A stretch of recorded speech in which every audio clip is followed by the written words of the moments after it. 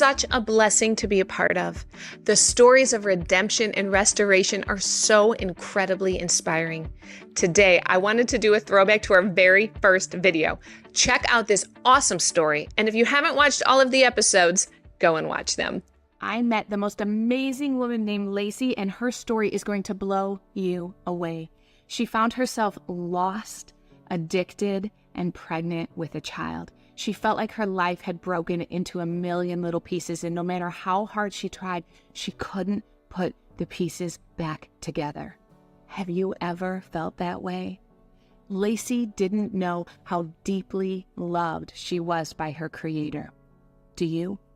Do you know that you have a Father in heaven that wants to wipe away every one of your tears, that He has a plan and a purpose for your life, that He knew you before He even formed you in your mother's womb, and there is nothing you can do or have done that can separate you from that love?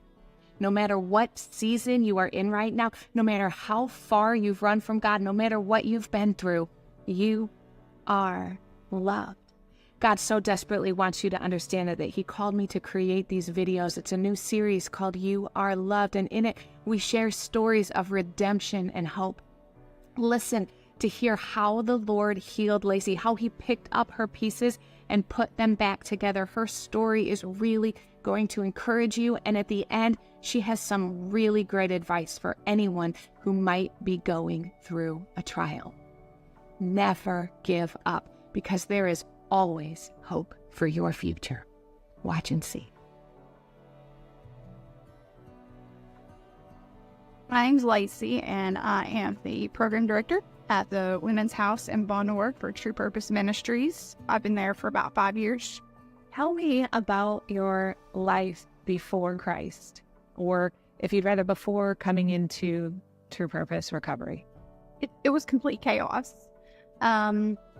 I started using drugs at the age of 16. Very quickly, the word says that sin is fun for a season, and it was for a season until I woke up one morning and couldn't operate without drugs. I found myself in and out of jail. I burned every single bridge that I had. I was a thief. I was a liar. And probably the rock bottom was when I found out I was pregnant using drugs. And that still wasn't enough. I knew that I had to do something, but I would make doctor's appointments, never show up because I couldn't pass a drug test. At this point, I was injecting drugs into my body while I was pregnant. Had been for about 5 years. I had been homeless for about 5 years, couch surfing, living out of a car. It was destruction. It was chaos. It was brokenness. I was literally living my life for the enemy. That's what I was doing. Because you do one or the other. You either serve the Lord or you serve the enemy. And my life, I was living in a curse. I guess that's the best way to put it is, it was just complete chaos. Was there an encounter that you had with the Lord that got you out of that, or what brought you out of that to where you are today? My first doctor's appointment with my daughter, I was about 22 weeks pregnant when I was finally able to go and pass a drug screen. And not long after that, the doctor called me and they had found some complications. I had what was called a absent umbilical cord. It shuts off. And so there's no heartbeat. Like usually they can detect a heartbeat in the umbilical cord, but mine would stop and then it would come back on. And so they said eventually what would happen was it would stop and it was not like to work anymore. And so I was going to the doctor every 3 days. I was counting body movement, 10 every hour. I thought I was going to lose a child. So, I was in a position to where no one could help me. There was really nothing the doctors could do. I didn't know much, but what I did know is that the Lord could heal me because that's what people had told me. And so I got in my word and I laid hands on myself and I prayed to the Lord to heal my body, to heal my daughter. And I went to the doctor 3 days later because I had to go to the doctor every 3 days, do a stress test, them to monitor how progressed it was. And I went in, and the nurse went out and come back with a doctor. And that doctor pretty much told me, I'm not really sure what's happened, but we think your body's healed itself. And I just started bawling, and I told him, like, it's the power of God. Like, I know what's happened. And so from that moment on, my faith skyrocketed. And I just got a taste of how good the Lord truly is and what he could do. And so, yeah, that was a turning point for me.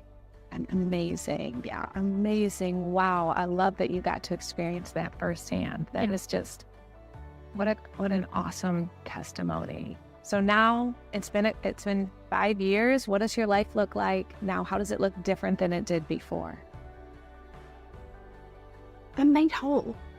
And I never thought I could just get up and have joy, get up and just, I have been through some terrible things since I come to the Lord. Like, it's not been rainbows and unicorns. It hasn't. But the Lord has gotten me through so much. My peace is not circumstantial. It's not. I can go through those things and know that the one thing that is never going to change is the Lord. He's constant. He's sufficient. In my addiction, I would try to pick up the broken pieces. And man, it was so overwhelming. I would go right back to using drugs because it seemed like that was the only thing that escaped me. I was able to escape from that. But now it's like there's just a wholeness mentally, physically, emotionally, spiritually. It's almost indescribable. I walk in a freedom that I didn't even know was possible today.